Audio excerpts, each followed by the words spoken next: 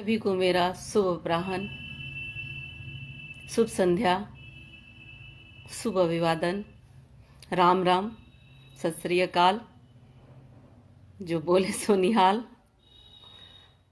जय हिंद, वंदे मातरम।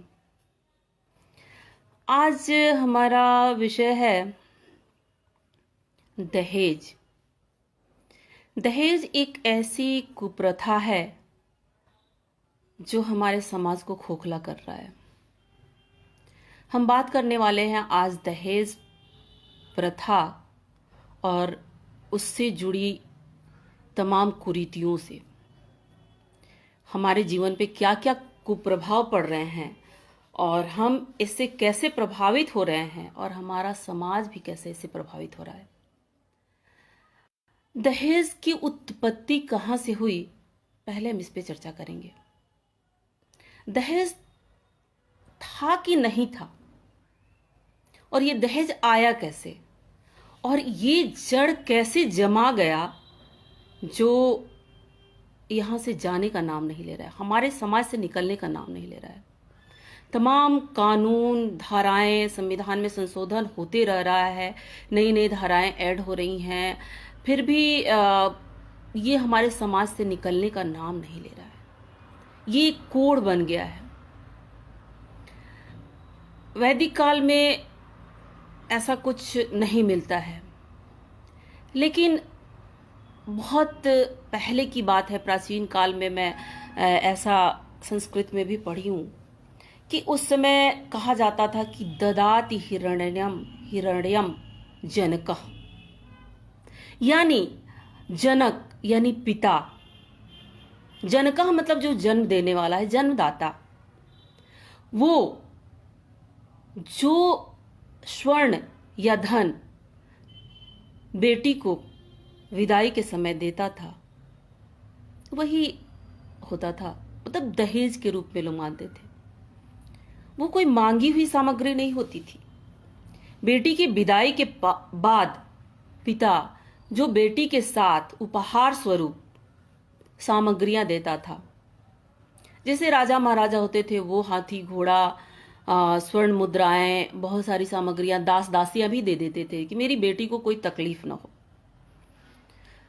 तो वो मांगी हुई सामग्री नहीं होती थी, वो एक बेटी के सुख सुविधा के लिए जनक जो पिता होते थे, जो अभिभावक होते थे, वो देते थे।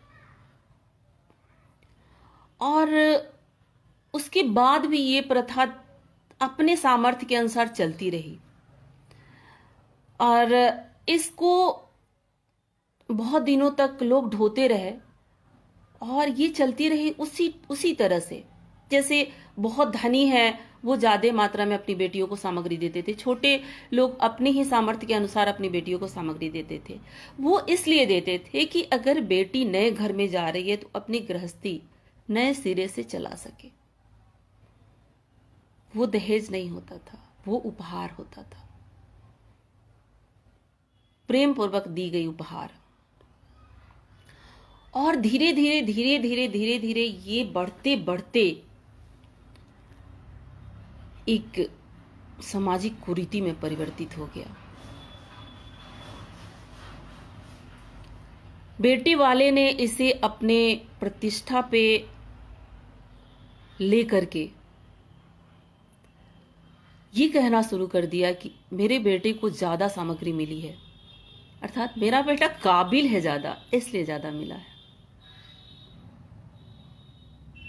इसलिए मैं मांग करूंगा कि अरे भाई मेरा बेटा, मैंने तो ये पढ़ाया वो पढ़ाया, इसलिए मेरे बेटे को ये मिलना चाहिए, 4 व्हीलर मिलना चाहिए, ये मिलना चाहिए, वो मिलना चाहिए, इलेक्ट्रॉनिक सामान, तमाम तमाम तमाम तमाम चीज मिलनी चाहिए।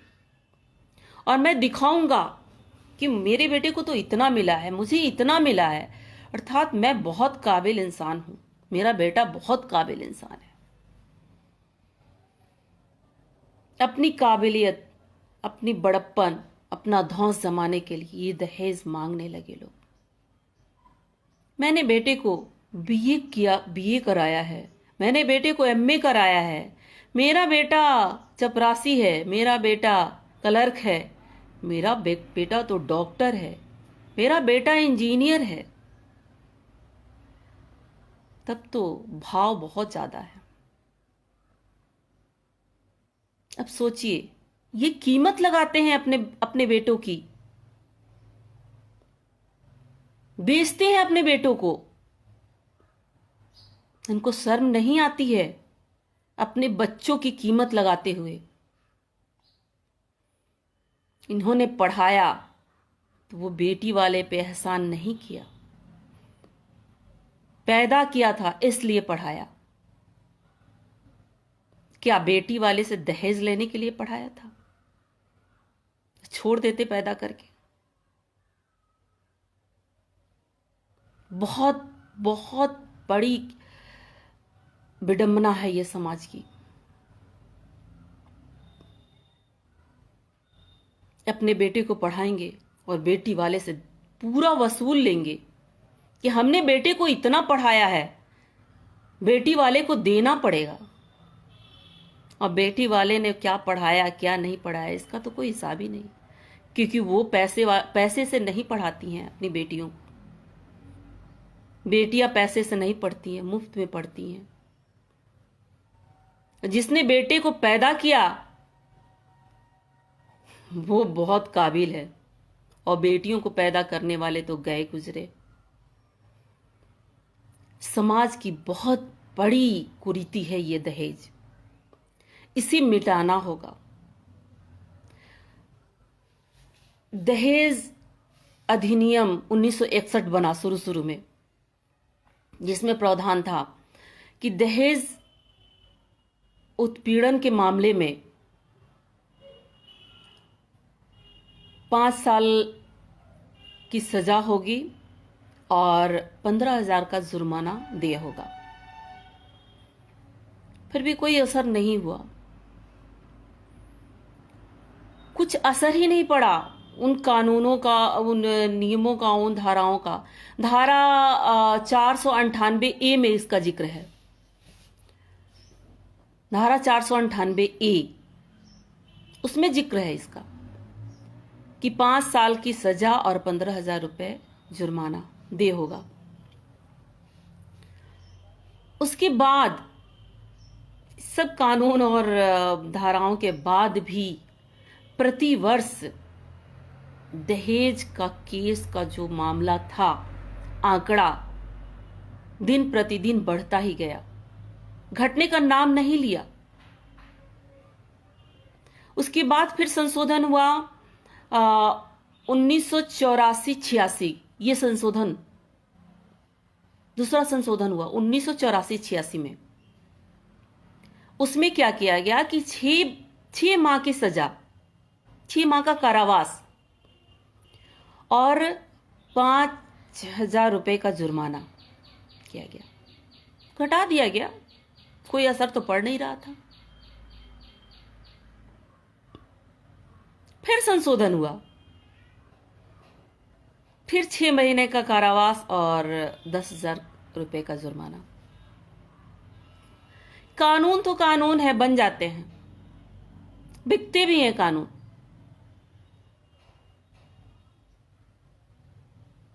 जिसका पलड़ा भारी वो जीत गया। कहने का तात्पर्य यह है कि दहेज रूपी जो ये सुरसा समाज में मुंह बाए खड़ी है। हर बेटा वाला अगर अपने बेटे को पढ़ा लेता है तो वो सोचता है कि अरे मैंने तो इतना पैसा लगाया है, अब कोई ऐसा बकरा हम पकड़ें जिसकी बेटी हमारे बेटे से शादी करेगी, उससे पूरा सूद समेत हम वापस लेंगे। सूद समेत वापस लेने की सोचते हैं वो अपनी जिम्मेदारी सोच के अपने बेटे को नहीं पढ़ाए रहते हैं, वो सूद समेत वापस लेने की प्लान बनाए रहते हैं। क्या यही उनकी जिम्मेदारी होती है? और जब वही पिता अपनी बेटी की शादी करने जाता है तो गिड़गिड़ाने लगता है, भूल जाता है कि जब मैं शादी करने गया था अपने बेटे का तो मैंने किस तरह से बेटी वाले को सताया था, और आज मैं अपनी बेटी की शादी करने जा रहा हूं तो मेरे साथ अन्याय हो रहा है। उस अन्याय को भूल जाता है कि उसने किसी और के ऊपर यह अन्याय किया था, तुरंत ही भूल जाता है। अक्सर समाज में इस तरह की बातें होती हैं तो मेरी झड़प हो जाती है, अपने रिश्तेदारों से हो जाती है मेरी। मैं एक छोटी सी घटना आपको बता रही हूं। एक नई नई ग्रामीण बैंक के स्टाफ हैं, उनकी शादी हुई और नई नई उनकी पत्नी आई हुई थी और अपने बालकनी से देख रही थी। एक लड़की की बारात निकलने वाली थी, तिलक जा रहा था, तो फर्नीचर वगैरह सारे सामान बर्तन वगैरह रखे हुए थे वहां पे। तो वो पूछ रही है अपने पति से कि सुनिए ये सब क्या है, ये शादी ये जो होने जा रही है ये सब क्या है, ये नए नए फर्नीचर पलंग और ये सोफा सेट वगैरह ये सब क्यों जा रहा है। तो वो बोले कि अरे तुम्हें नहीं पता, ये लड़के वाले के घर जा रहा है। तो बोले कि क्यों, लड़के वाले के घर में ये सब नहीं है क्या? लड़के वाला इतना गरीब है कि उसके घर में ये सब नहीं है क्या, कि यहीं से सब लोग भेज रहे हैं? विडंबना देखिए। पहले लिस्ट बना के भेजते हैं कि ये चाहिए, इतना चाहिए, इतना चाहिए, इतना ये सब। मतलब क्या शर्म नहीं आती है? बिल्कुल शर्म नाम की चीज नहीं है।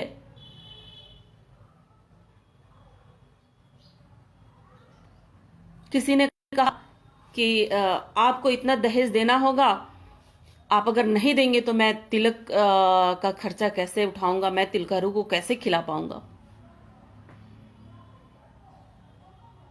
मैं जेवर और कपड़े कैसे ले आ पाऊंगा अगर आप दहेज इतना नहीं दे पाते हैं तो। ये तत्काल की घटना है, मेरे सामने की बात है। मैंने कहा कि अगर आपकी सामर्थ्य नहीं है तो आप तिलक बुला क्यों रहे हैं? आप मंदिर में शादी कर दीजिए। जब आपके पास सामर्थ्य नहीं है तो ये दिखावा किस लिए, ये आडंबर किस लिए? ये है स्थिति। कभी दिखावे के लिए, कभी अपनी शानो शौकत बढ़ा चढ़ाकर प्रस्तुत करने के लिए ये सब किए जाते हैं। और लड़की वाला कर्ज लेकर, जमीन गिरवी रखकर, घर गिरवी रख कर देता है ताकि उसकी लड़की सुखी रहे। और कोई गारंटी नहीं है कि इतना सब कर देने के बाद भी वो लड़की सुखी रहेगी। जानते हैं क्यों? क्योंकि वही मां बाप भेदभाव करते हैं लड़का और लड़की में, और ये कुरीति उन्हीं मां बापों की देन है जो लड़का और लड़की में भेदभाव करते हैं। मेरा एक मूल मंत्र आप सभी सुन लीजिए, जो अभी ऑनलाइन है या इसके बाद भी जो इस वीडियो को लाइव को देखेंगे। अपनी लड़की को इतना पढ़ाइए कि उसको दहेज नहीं देना पड़े, उसके लिए दहेज के बारे में सोचना ही नहीं पड़े, और लड़के को इस काबिल बनाइए कि उसके लिए संचित न करना पड़े। अगर आप अपनी लड़की को काबिल बना देते हैं ना, तो लड़के वाले खुद आएंगे आपकी लड़की से शादी करने। और लड़के को काबिल बना देते हैं तो लड़के के लिए आपको धन संचित करने की जरूरत ही नहीं पड़ेगी। और संकल्पित हो जाइए कि लड़की को दहेज देंगे नहीं और लड़के की शादी करेंगे तो दहेज लेंगे नहीं। अगर प्रत्येक इंसान ये संकल्प ले ले तो इस कुरीति को हम उठा फेंकेंगे अपने समाज से।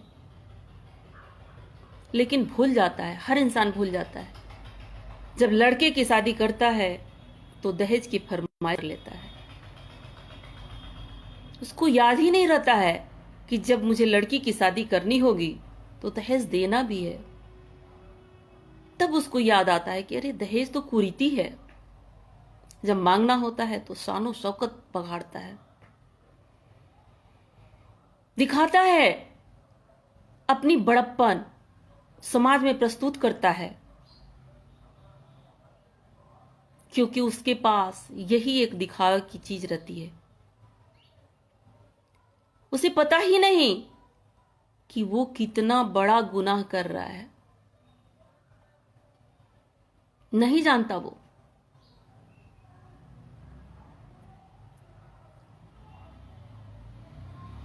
समाज में इन कुरीतियों को अगर हटाना है तो प्रत्येक माता पिता को यह संकल्प लेना होगा कि अपनी बेटी को इस काबिल बना दें वो, कि उनको दहेज देने के लिए सोचना ही नहीं पड़े।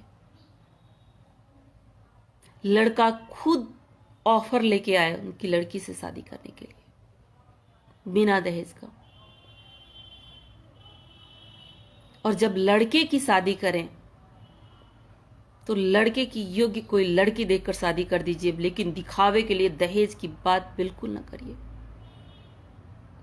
अगर आप अपने लड़के को काबिल बना देंगे तो दहेज की क्या जरूरत।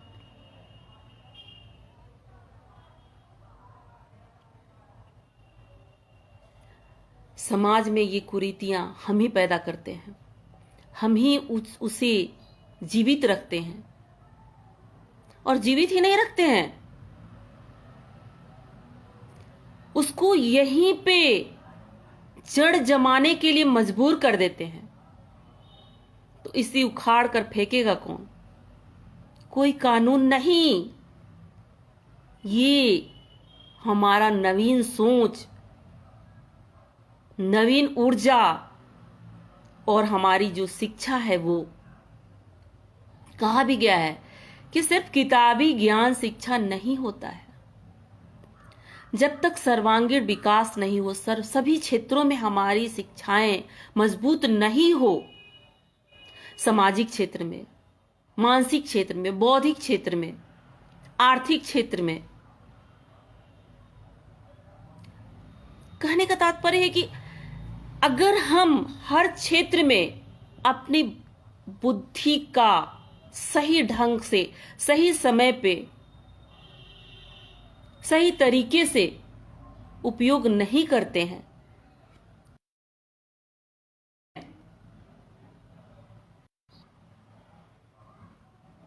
आजकल के लड़के सोचते हैं कि मेरी शादी होगी तो मैं कौन कौन सी बाइक, मुझे तो ठीक से याद भी नहीं, ये बाइक लूंगा, वो बाइक लूंगा। अरे क्या, लड़कियां भी अब सोचने लगे हैं कि मुझे भी दहेज लेना है, तब तो बड़ी भारी पड़ जाएगा।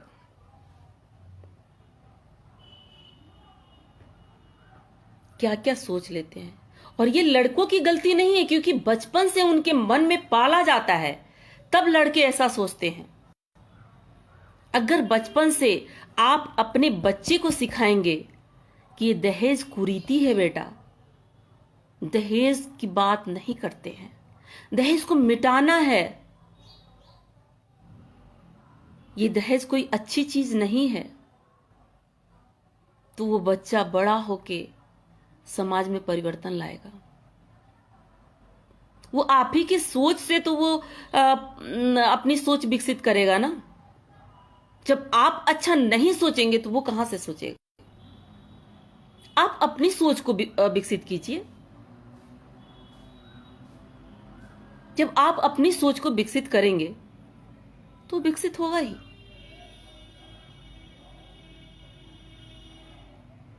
और दहेज रूपी बुराई को मिटाना है तो हर एक को संकल्पित होना होगा कि हम अपने बेटे की शादी के वक्त दहेज नहीं लेंगे। और दूसरी बात कि बेटी को काबिल बनाएंगे ताकि हमको दहेज नहीं देना पड़े। अगर बेटी को काबिल नहीं बनाते हैं तो हमें दहेज देना ही पड़ेगा।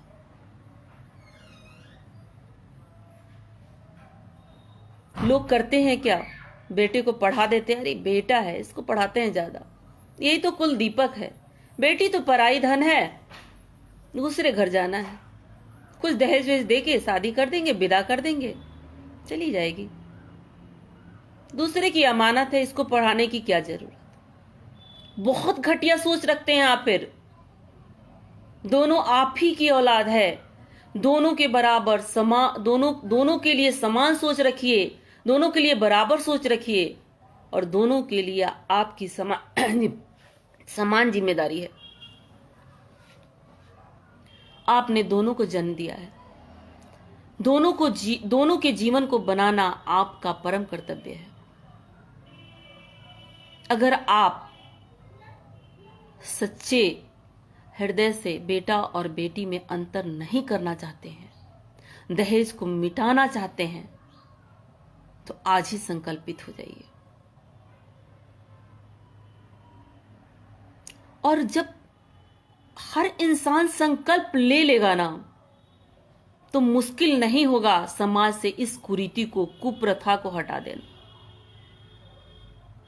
और बहुत नई सोच रखने वाले, नई ऊर्जा वाले लोग जो चाहेंगे वो कर सकते हैं। थोड़ी सी अपने अंदर संतोष को रख के, लालच को त्याग के, ये दोनों चीज एक साथ नहीं चल सकता है। आत्मसंतोष रखना होगा और लालच को बाहर निकालना होगा।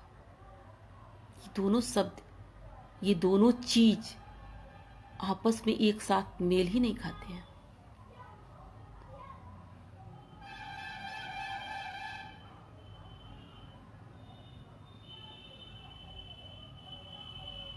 कानून बहुत बने। बिहार में अभी 19 जनवरी को मानव श्रृंखला बना था। हंसी आ रही है मुझे उस मानव श्रृंखला पे। बहुत सारे लोग तो जानते भी नहीं थे कि ये मानव श्रृंखला बना क्यों था। दहेज उन्मूलन, बाल विवाह उन्मूलन, और मानव श्रृंखला में खड़े कितने लोग थे? क्यों ऐसा क्यों हुआ? क्योंकि ये जागरूकता नहीं थी, जागरूकता नहीं थी, ये ढोंग था, ये दिखावा था माननीय नीतीश कुमार जी का। ये बिहार के पैसों का अपव्यय था। जन जीवन हरियाली कार्यक्रम, शराबबंदी, जबकि शराबबंदी होम डिलीवरी हो गया है। पहले दुकान में मिलता था, अब होम डिलीवरी हो गया है।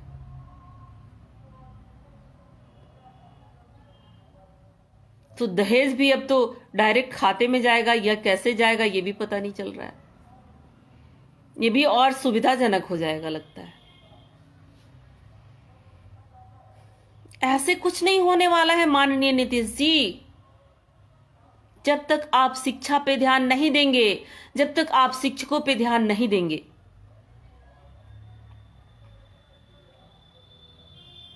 आज के पेपर में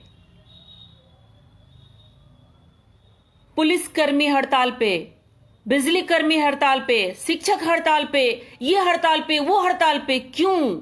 पूरे बिहार में असंतोष फैला हुआ है। नीतीश जी का ये सफल बिहार है, विकासशील बिहार है। मैं दिग्भ्रमित हो रही हूं।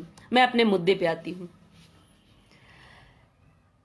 अभी मैं दहेज प्रथा के बारे में बात कर रही थी। आज ये 2020 चल रहा है।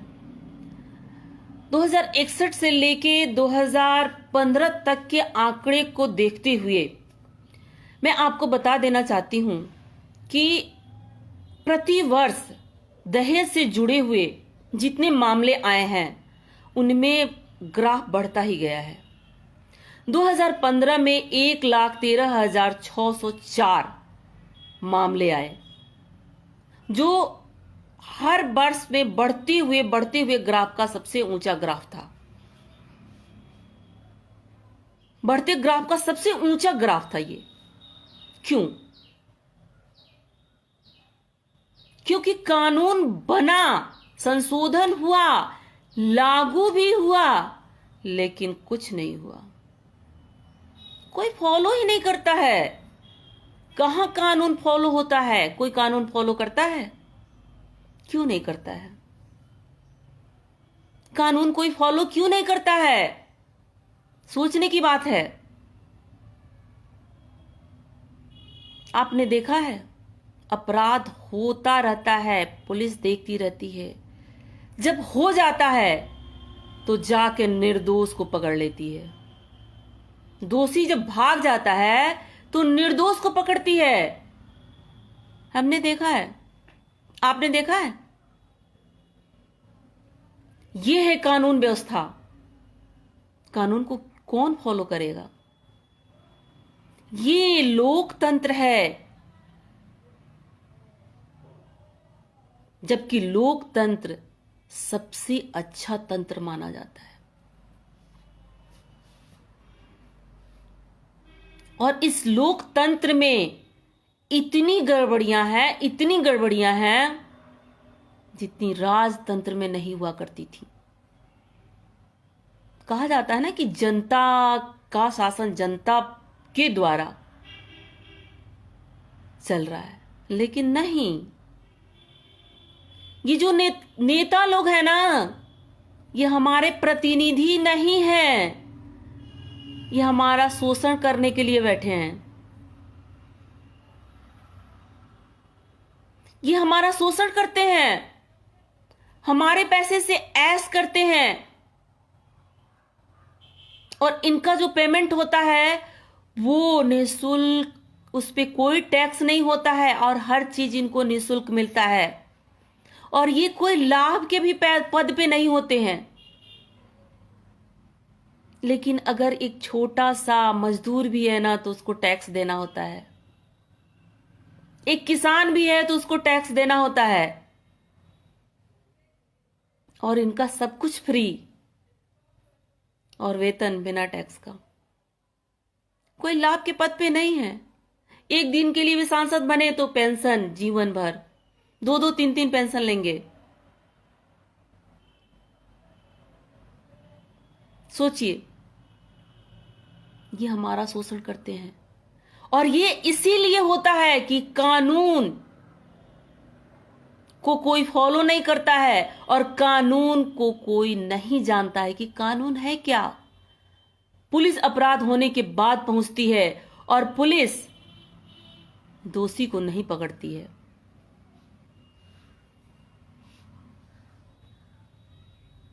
दोषी को क्यों पकड़ेगी भाई? नेता का दबाव बन जाएगा। एक दहेज लेने वाले को पुलिस पकड़ेगी? नहीं पकड़ेगी। खुद ही दहेज लेगी वो, पुलिस तो खुद ही दहेज लेगी। यही सब विडंबना है हमारे समाज की। कोई बदलना नहीं चाहता है। और इस समाज को बदलने के लिए हम आप हैं। अगर हम आप नहीं संकल्पित होंगे तो समाज नहीं बदलेगा।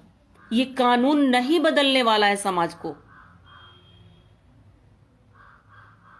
क्योंकि आज का कानून बिकाऊ है। कानून तोड़ मरोड़ कर पेश किया जा सकता है। हम नहीं जानते थे कि कानून भी ऐसा होता है, लेकिन अब मुझे विश्वास नहीं रहता कानून पे। मैंने देख लिया है और मुझे बहुत दुख होता है।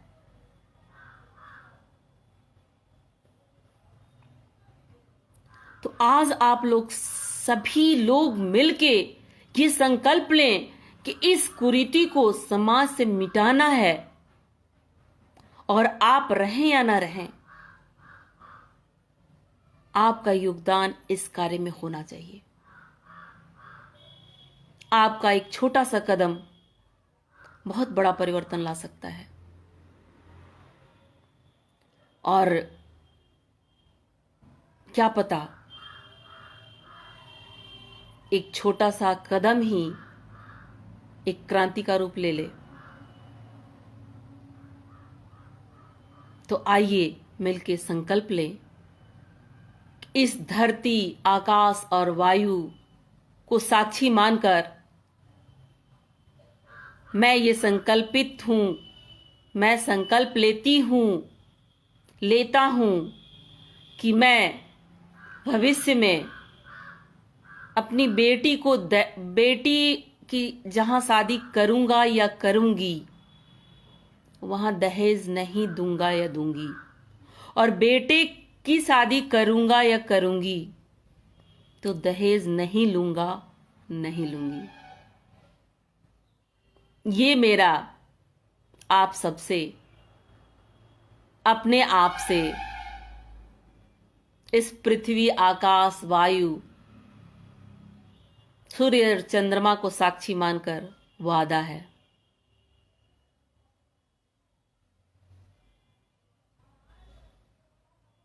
अगर सचमुच अपने अंतर मन से ये वादा करते हैं ना, आप पूर्ण करेंगे।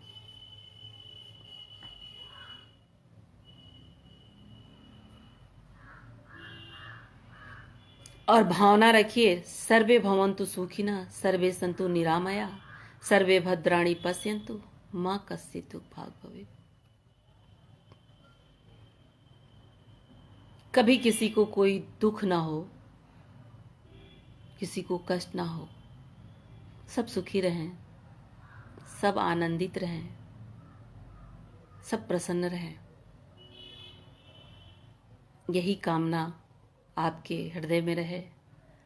और प्रतिदिन उन सबको धन्यवाद कहिए जो आपके जीवन में कुछ अच्छा किए या आपके लिए कुछ बुरा भी किए, तो